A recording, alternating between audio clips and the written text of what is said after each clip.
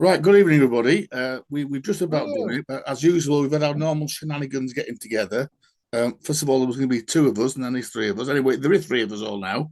We have sorted out some. Well, I've sorted out some IT issues at my end, so we are ready to go. So, welcome to episode 76 of the MalTravAle podcast. It is something like the 8th of March, isn't it? I think already. It's is getting a it's little bit lighter.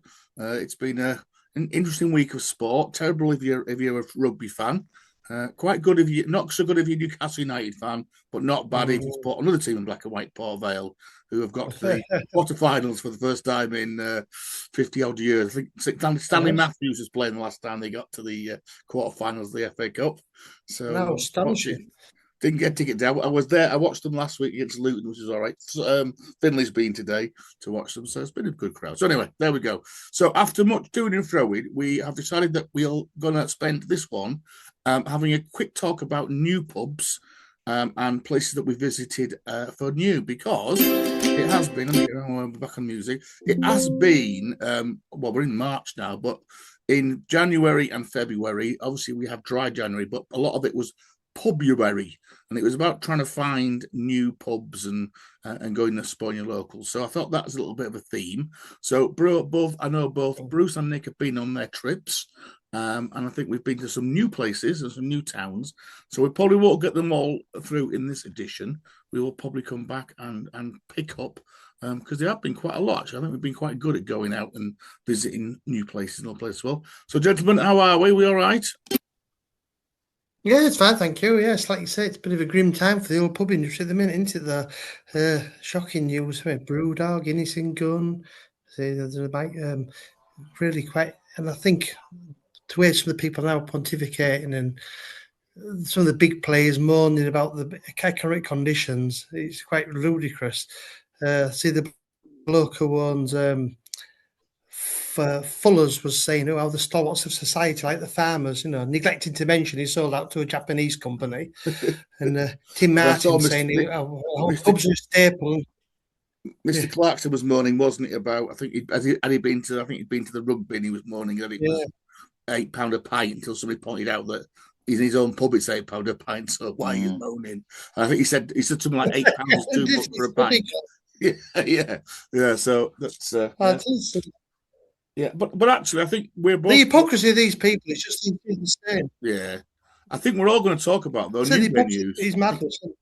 all of us have actually been to some Yeah, fairly well, recently reopened places, which is it all new places, which is interesting. We will kick off with we're going to keep. I think we're going to be brew dog free tonight.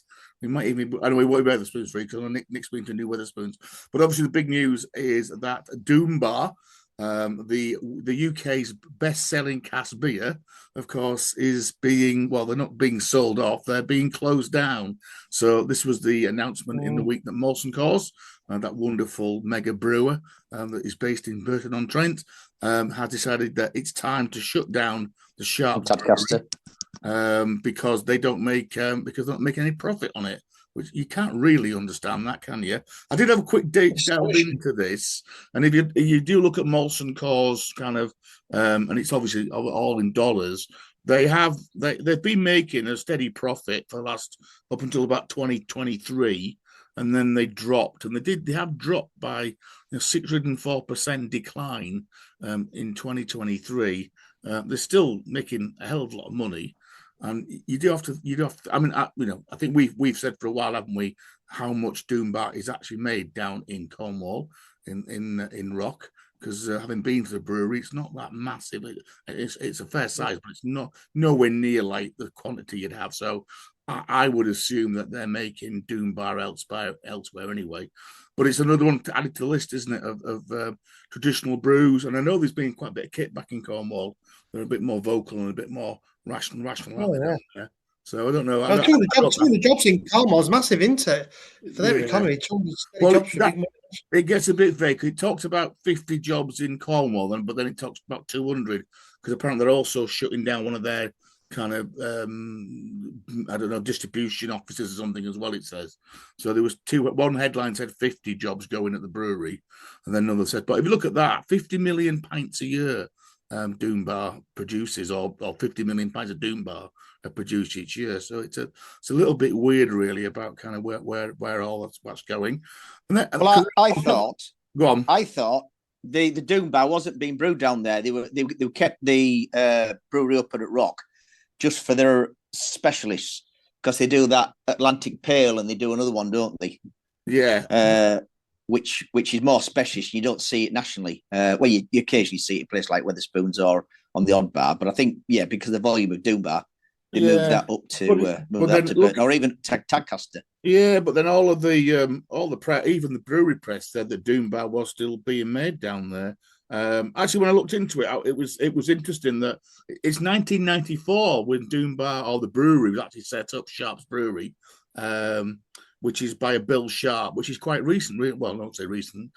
We're getting old, aren't we? But I did think it would be around longer than that. And apparently that brewery, where it is in Rock, was actually a speedboat lockup. And he was the home brewer, this Bill Sharp. And I also didn't know, and Nick's mentioned it there, that actually their first beer was Sharp's own. That's the one he kind of been brewing at home. And then he brewed the Cornish Coaster. And apparently him and his dad would sit in the local pub. It's a pub I've been actually in Rock. And they would sit watching who was drinking what on a Sunday night to kind of work out, what beer was going down well. And apparently his dad would have a pint of Sharps and then a pint of Coaster. And then he could never decide. So he used to mix it, half a Sharp's own and half a Sharp's Cornish Coaster. And apparently that's what Doombar is. It was a half and half of their first two beers. But he actually sold it out. He actually sold the brewery himself. Sharp sold the brewery in 2003 to two, I guess you'd call them entrepreneurs, who were trying to look for a younger market. And they then sold that business on in 2011 to Molson Coors. And Doombar went on, became number one cask beer in the UK in 2013. And stayed there pretty much every year since, and became the top bottle in 2015. So again, they're shifting quite a lot of beer. And then complete opposite to that, we also get told that Carling are bringing back Carling Black Label, which was the original lager, which came from Canada and came over to the UK. And they're bringing that back. So there's funny how these nostalgic beers are kind of, in one way, making a comeback. We've talked about Bass. I mean, Bass is massive now. It's almost like the new Guinness. You've got all these influencers now talking about searching the red triangle and having a pint of Bass. And I've seen all the beery journos. Oh, I love a pint of Bass in Sheffield Tap. Anyway, winter beers. I was drinking Caffrey's on Friday night. Oh, God. They've got Caffrey Stout on in Old Martin Royal Oak. All right. Yeah. He's running with that alongside Guinness and alongside Old Peculiar. And he reckons he's selling enough of all of it. So talk about dark beers coming back as well. I think idiots drinking Guinness have diversified a little bit. So the Caffrey's is it's a very roast coffee chocolate flavour compared to the Guinness. Again, I think Caffrey Stout. That's being brewed by somebody under license, because Caffrey's brewery itself has gone now. Because again, basically in Ireland, it's either Guinness or Heineken. Full stop. There's no other. Well, it's sat next door to the Double Diamond. Yeah. But I thought we mentioned the beers of the year this year, or the winter beers of the year at Camera this year, were Beer Street Best Bitter, Cairngorm Black Gold, that's a black IPA, and Baltic Trader Export Stout. So again, that's as you sometimes find at Christmas or winter, that push to kind of more darker beers. Although there still seems to be plenty of blonde beers around at the moment. So we talked about this stat, and I've got some stats somewhere about breweries. Actually, I want to come back to that in a minute. Breweries closing. Bruce, you went out to us on your little recce to the newly rebought out Black Sheep Brew, didn't you? A little trip to Masham a couple of weeks ago. It was, and obviously finest beer. Yeah, before Christmas, we were concerned, weren't we? Because they'd gone bankrupt. Basically, Black Sheep had gone into administration, but a company jumped in last minute, the Great British Drinks Company, who also own a number of other breweries, Magic Rock, Brick, Purity, and they bought out they took on the administration of the Black Sheep Brewery, and you were quite positive about it, Bruce, were you? Yeah, it was. It was booming the day we were there, and I have to say the beer was absolutely superb. I mean, of course, just reading your little article on YouTube there, you forget that if they'd have gone, the brewery is a fantastic building. That would have gone as well. Have been a huge hole for Masson to fill, wouldn't it? Yeah. Well, you have to say, the beer was. But I turned to block me out the bar there, and he was saying the trouble is, he said you really have to look after Black Sheep beer, and he says you know it's really good beer, but he said a lot of pub landlords, he says you really have to be a good sellerman to stock it, because if you don't look after it, you'll go down rapidly. And it's unfortunately, there's a kind of decline. We're able to look after beers now, But yeah, I mean, I have to say, breweries, we didn't do the tour, but we went in. There were loads of tables there. They were doing pretty good looking food, and it was certainly booming. And lovely staff there, but really awful for them if they'd have gone, really. But yeah, that is a top out, because you visit 2 breweries literally within 5 minutes walk. Back out. Because I've been reading that Theakston's apparently are under threat, aren't they? Again, I mean, Theakston's became independent again. They bought themselves back out of. I think were they Scottish and Newcastle, and whoever took them over. I think that was maybe. But I've read that they were struggling. They have a small visitor centre, don't they, Theakston's, but they're still got the white. Is it the white bear, isn't it? Which is got there. Yeah, they've got a bar at the brewery, of course. I mean, what they do seem to be doing is they're obviously involved in a distribution deal with Heineken and Star pubs, because you see all the Heineken barrels there, and obviously when you go a lot of these Heineken Star pubs, there's often Theakston is the default cask beer. So it's like we've got a lot of eggs in one basket. But it really would be a shame, because I mean it's so steeped in our sort of beer heritage, and it would be awful if it happened to Theakston. And that brewery centre again, the bar feels like a proper tap room there. They have a fire roaring away. Beer's great, but yeah, I read that myself. It's a bit worrying, that, isn't it? Really, because like Nick mentioned though. I mean, I know they are doing a lot of that beer in the wood. I noticed that. I picked up Stockpot Cameras magazine, and they just had a festival of beer in the wood. And I think not all Theakston peculiar, Nick, but most of it goes out in wood, doesn't it? Still, I think it's been a bit of a marketing success. Because I've seen a lot more places now, and yet OP was always a specialist beer rate, really too strong. And I've seen a lot more that literally have it on permanent. Hey, I've just googled Caffrey's. Guess who is making it? Go on. Molson Coors. Molson Coors, yeah, it doesn't surprise Molson Coors relaunched it in early 2026. It's a 3.4 stout, and at the bottom it says it is positioned as an accessible, lighter-bodied alternative to traditional stouts.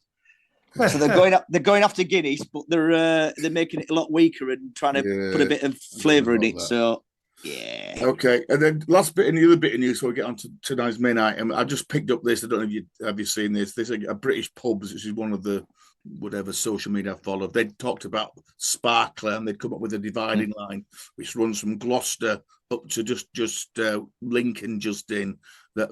Below that you never get Sparkle, and above it, but I've got to say, often in the Midlands here we don't get Sparklers on quite a few of our cask beers, so that was an interesting one.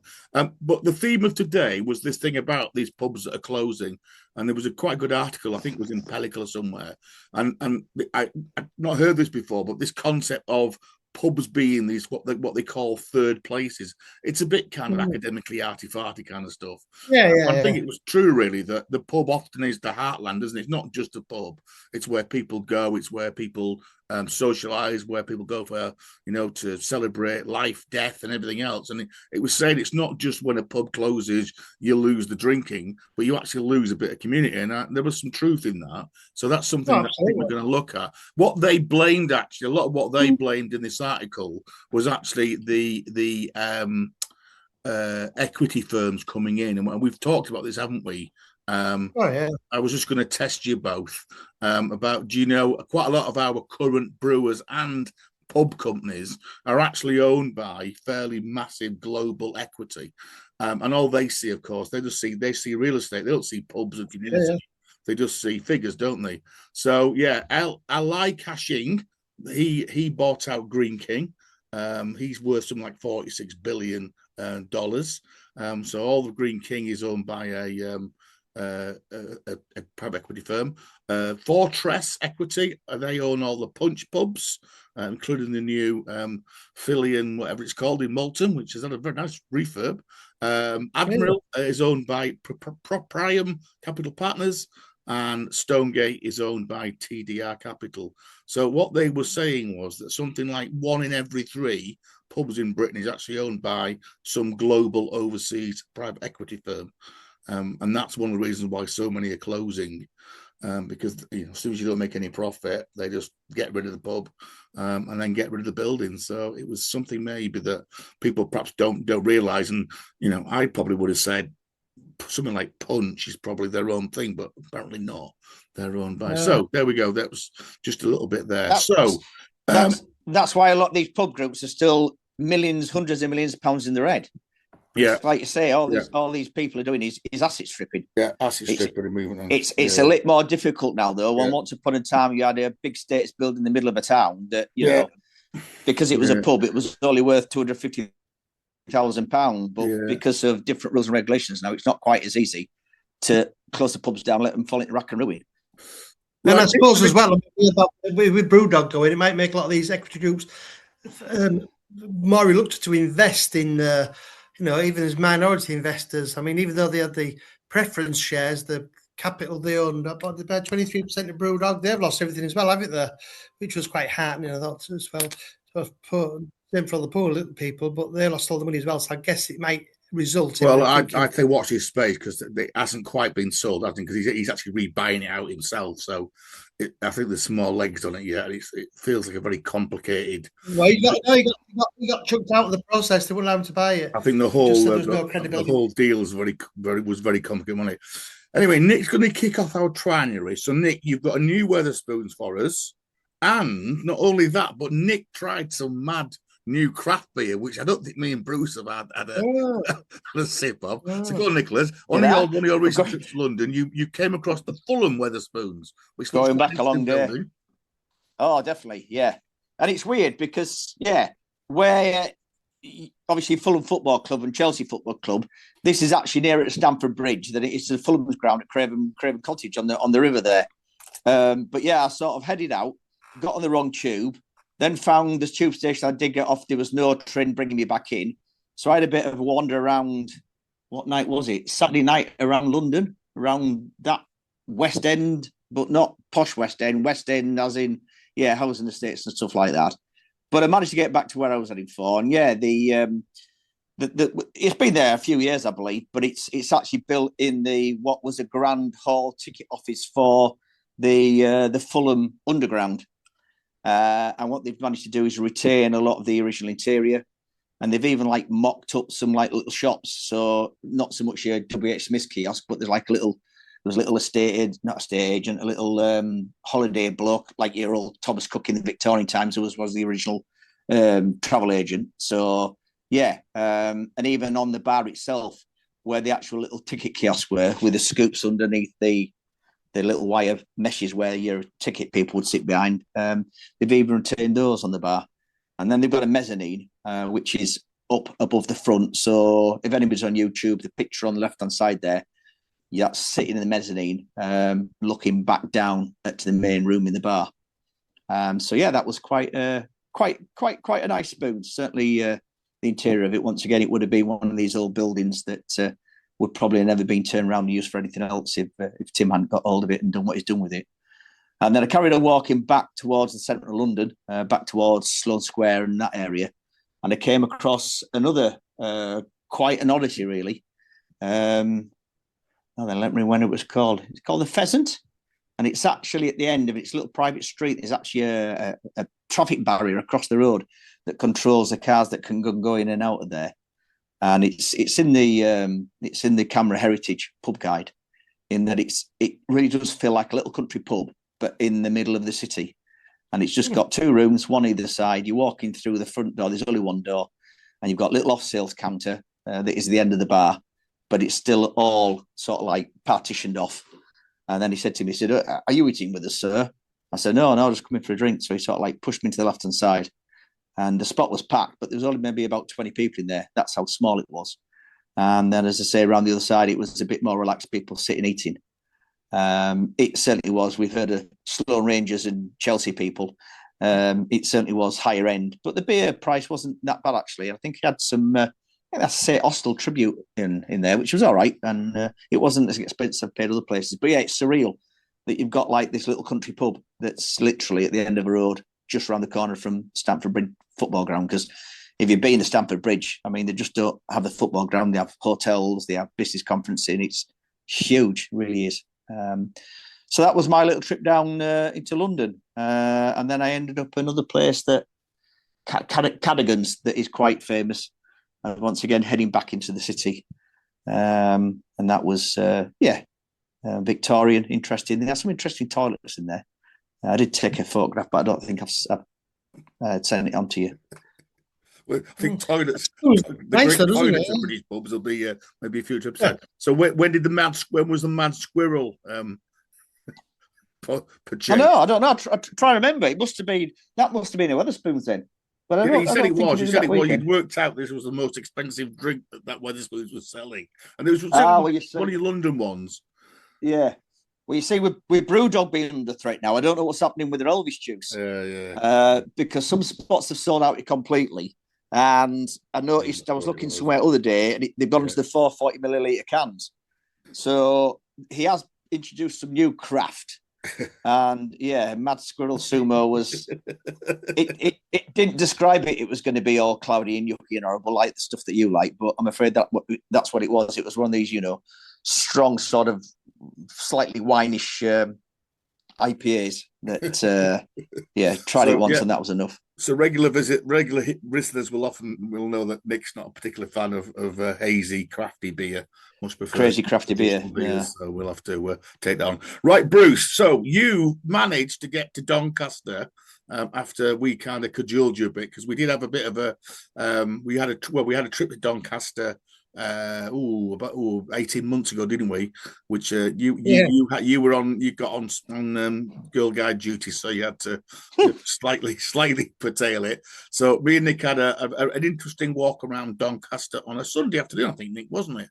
And we came across the Doncaster brewery tap, which was fantastic, and the little plough. So Bruce, you managed to get your own little trip around Doncaster. I can't remember where that lovely picture on the left though was that Doncaster as well? Was that no, that was Lincoln. I mean, it's funny there with Nick talking about the spoons in Fulham and how they've made that look lovely. And I suppose one thing we don't touch often is how pubs really are saving some of these old buildings. This is actually the Cozy Club in Lincoln. I have to say, I think along with the Victorian Commercial in Leeds that Kirkstall Brewery have just reopened, this Cozy Club it's a shame they don't have a Caspier on. The job they've made, this was the old Corn Exchange in Lincoln. And Cozy Club have taken it over, and it's made an absolutely stunning job of it. And what's astonishing is those big posters on the right hand side. I thought they'd been retouched and were sort of retro copies, and actually they're the originals. Because the building was covered, they were sort of looked after, and all the local merchants and corn merchants and agriculture merchants paid to have these vast posters into the building. And I say, it is a fantastic building inside. You could very easily have seen Wetherspoons going in there, but of course I've got quite a strong presence in Lincoln. So it's a Cozy Club, not a place I frequent too often. And but we had to bow to Christine and her friends who wished to go there. And it's sad actually as well, because I mean it's a really great drink establishment, but they have no cask ale now in Cozy Clubs. All those lounges that are everywhere. I mean, a bit like Wetherspoons, they're in all the high streets and are keeping what's left High Street alive, because I was in Peterborough a few days ago and they make a really nice job of them, stay open late at night, bring a bit of life to High Street. But I say, but on that subject of pubs, I mean, I think probably the finest one I've seen is the Victorian Commercial in Leeds that's just been reopened. I think it had been kind of mothballed quite well, though, to be fair to them. That's worth a look. But yes, Doncaster, I went to the little plough first. Just on the way back from Lincoln, because we wanted to get back, and the evening ended up in rather disastrously in the Cosmo all-you-can-eat buffet, much to the Christine and her friend Lorraine, they were quite shocked. That's an experience, I can tell you. The Cosmo buffet in Donny at 9 o'clock on a Saturday night. Although I had quite a lot to drink and did enjoy a bowl of wine gums with custard for my dessert. But yes, the little plough. It was quite interesting. Talk about old pubs and the need to preserve them. And have you been to the little? Have you been to the Yeah, little we went on our trip. Yeah, we actually. It looks like you were in the front bar. We actually had the back bar to ourselves, didn't we, Nick? Yeah, I mean, nice. Yeah. So handy to the station, just around the corner, isn't it? Yeah. It's an example, really, that sometimes we talk through rose-tinted glasses about what pubs were like, and we'll have all been in pubs like this growing up, and those 70s throwbacks, and they really were quite dreadful and characterless. And this has been preserved like that. But I have to say, I've not been in a pub like that for a long time, and while they're trying really hard to be, I have to say the old vibe just took me back to some of those dreadful estate type pubs and really boring pubs we got when we were growing up, really. So a great example of its kind, but I think it did make me think that, is it always the best there? Or was it taken with it at all? We quite liked it because the back room is, I agree, the back room is very 70s. It's still got the bell pushes behind the thing, all red velvet seating, wasn't it, Nick? But we had it to ourselves. There's an interesting little, I'm presuming you went to the loo brews, I bet you did. The loos are quite interesting. Oh my. Through the smell was pretty that. I'm going to say you follow your nose for those. Little, and then there's a little courtyard where people sit outside the toilets. I don't know how they do it. But not with the smell coming from the loos. Yeah, oh, God. Always good when the beer's on. I think interestingly, when we were there, I think they had Akon on when we were there. So that must be a regular. And Ossick was on as well. So ceramic tiled frontage or interesting stone frontage. Yeah. So and I said literally 2 minutes walk from the station. Yeah, and he's had the foresight, hasn't he, to go down the rail route because he knows it draws people in. Yeah. Fair game. So you have to applaud that vision. And then completely different is the Doncaster Brewery Tap, which again me and Nick have been to, but it was new for you. So this is a typical shop recyclement, isn't it? Of an interesting, very interesting place. So go on, what was your take on it? Like you pointed out, the man and lady one are absolutely lovely. Great range of beers, very eclectic mix of people in there. They've got a bit strange speakeasy up there. I really liked it. I mean, to be in the midst of Donny and do that, because, Doncaster is a town that, looks like it looks like it's in pretty much terminal decline, isn't it, Doncaster? So fair game to them for putting this there and having a refuge for people. I really enjoyed it. I thought the staff were lovely, enjoyed the beer. There was a very strange mix of people there. They had a terrible singer on, though. My God, he was awful. I know they could have emptied the place. Although interesting, talk about Doncaster, what I have since learned about is that there is something in Doncaster called the Donny Crisis Buster. Now, rather incredibly, you either start at 2 o'clock or 8 o'clock, and 7 pubs have joined together to form the Donny Crisis Buster. So you pay £20 and you start at any one of the 7 pubs at either 2 o'clock or 8 o'clock and say, I want a Crisis Buster wristband. You pay £20, and for 4 hours you can visit 7 pubs, not the type of pubs we'd go to our to add, but you get unlimited beer, lager, cocktails, wines, shorts, and every pub puts on a snack, might be sandwiches, pizza. So for £20, believe it or not, on a Saturday in Doncaster, you can drink for 4 hours as much as you possibly can across 7 pubs. Now, the night we were there was a fog had descended on Doncaster, and it felt like the end of the world. It was just full of marauding, drunken people. I didn't know why. And the fog gave it a bit of a sinister feel. But I say I've since learned about the Donny Crisis Buster. So if you Google it, apparently it's growing in popularity, and now shed loads of people coming from all over South Yorkshire and beyond to do this. But insane. 4 hours, all you can drink, pints, I'm sure it'll all be.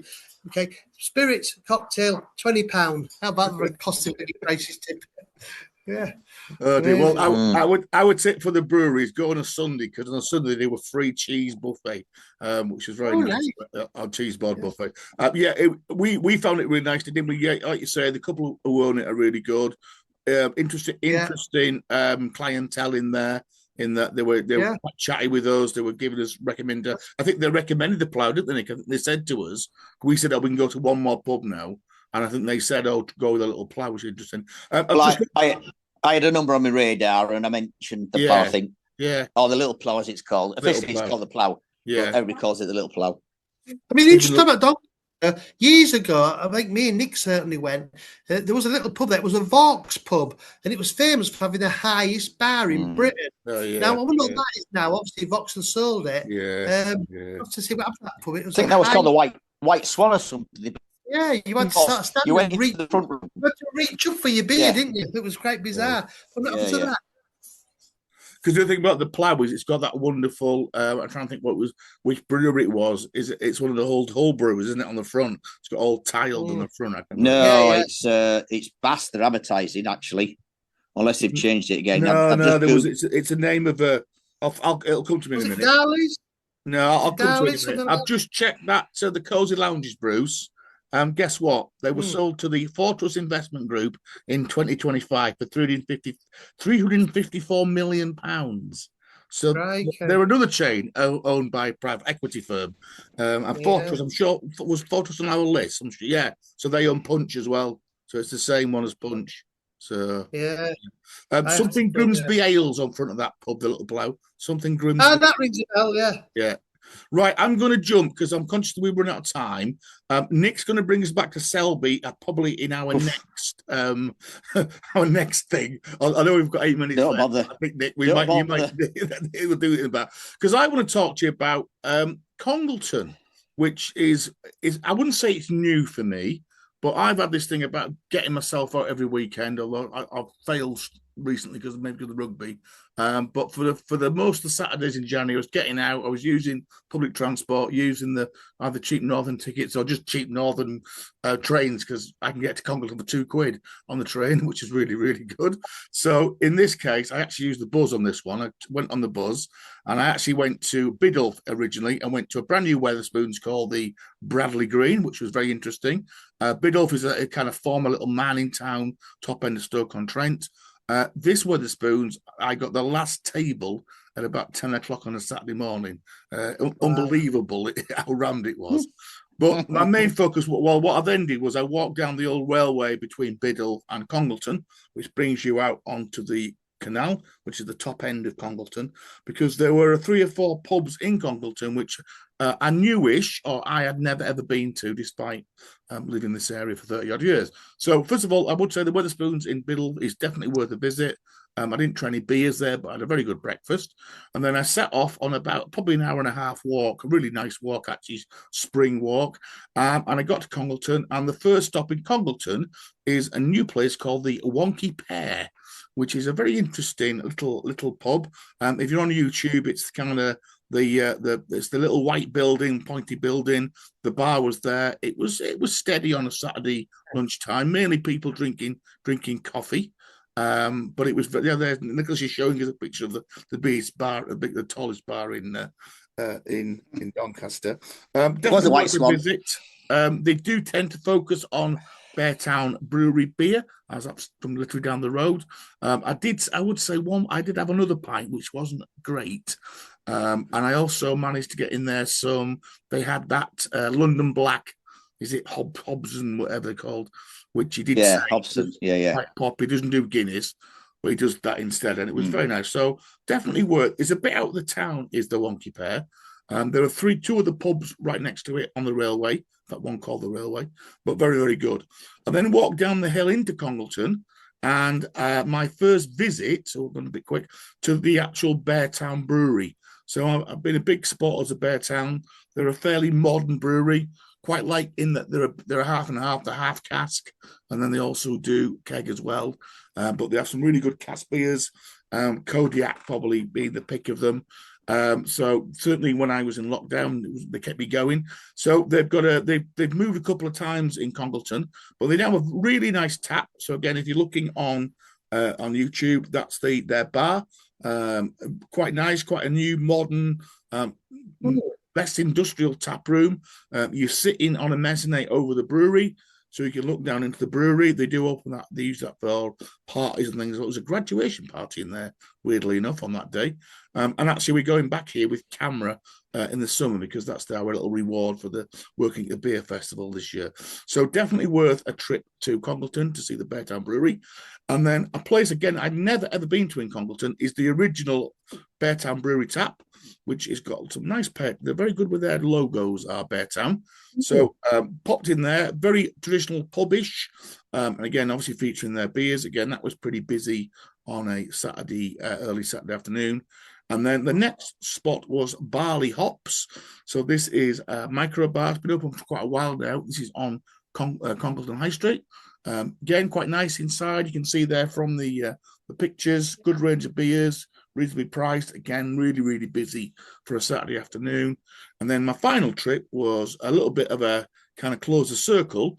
There is now a brewing quarter in Congleton.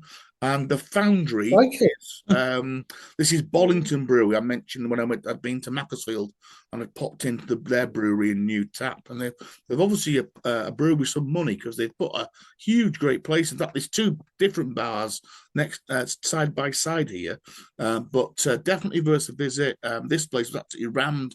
It was now kind of Saturday 4-5 o'clock-ish. It looks a bit like a foundry in a way, but actually inside is really, really nice. So definitely worth a visit. So Congleton is definitely a bit of a beery town now. I like them lamps. They're like hops, aren't they? Yeah. It is on the West big hops main line, although you would probably have to get out at Macclesfield or at Stoke and just jump on the local train to get onto it. But yeah, definitely worth it. Some cracking beers. There's a really good Spoons. I went in there as well. That's in the old one of the old banks in the town. There's some other old traditional pubs. Jowls has got a pub in there as well. Typical, the really oldie worldy wood. So Congleton is definitely a place. Definitely. Yeah. So the visit to new pubs continues. So I say we'll pick up some more of these in the next episode that we talk about, because I went to a new place in Whitby, which I know, Nick, you've been to. So we'll talk a little bit about drinking in a Methodist church, which is a bit weird because Methodists are very famous for their teetotalement. I also did a couple of recce's to some new pubs in York, which again, I don't think Nick's been to them yet. Bruce, I think you have tried both of them. Northern Factory. So we'll talk a little bit about that. And then also the Little Ale House, which I would strongly recommend, even though it's next to Tremblay House of Madness, but definitely worth popping in there, Nick. You'll like it in there. It's better than Trembling, much more casky, quite a nice clientele. And then I'm also going to talk to you about this little gem, which I found last weekend, which is the Vine in Pitts Hill, which is a former colliery village in the north, in North Staffordshire. And Nick Bruce talking about in the little plough going back, this place, you are definitely going back. When the pictures are, you are definitely going back 50 years in this place. Actually, the pub was shut for about 30 years, and it's only recently reopened. And it is, you are walking into literally. It reminded me of the pub in the what's it called, the Durham? What's the museum called? Living Beamish. It reminded me of up there, which is a bit like that, isn't it? It's not quite candlelight and gaslight, but it is gas fire. Doilies on the tables, and definitely worth the. And the beer was all right. Actually, the beer was all right. So that's the Vine in Pitts Hill. So we'll definitely come back and talk about those. We've also got some more Northern Rail tickets. So we need to get rid of those in the next couple of weeks. So we are trying to maybe get another little trip together. I think Rochdale might be Rochdale by the sound of it, that we might be able to both get to, or all three of us get to. We possibly want one pub either side, maybe on the railways, depending on how that goes. Any other plans, gents? Where are we this week? Are we out and about? What are we doing? I'm going to Newcastle on Thursday because we were there. We went to the coast. We had a sunny day this week, so we spent so long at Tynemouth and Cullercoats and Whitley Bay that whenever we'd got a voucher for restaurant, never used it, ran out of time. Well, fill up an ice cream at Whitley Bay, then could have our tea, so I need to go for our voucher. Nick, anywhere for you, Nick? Are you back at work now? And then... No, I did Edinburgh obviously last weekend, so I found a couple of new places in Edinburgh. So in the future, might talk about those. But no great plans unless we get to weekend sorted for the Northern Rail. Yeah. Okay, we're about out of time, guys. That's been a bit of a short run through.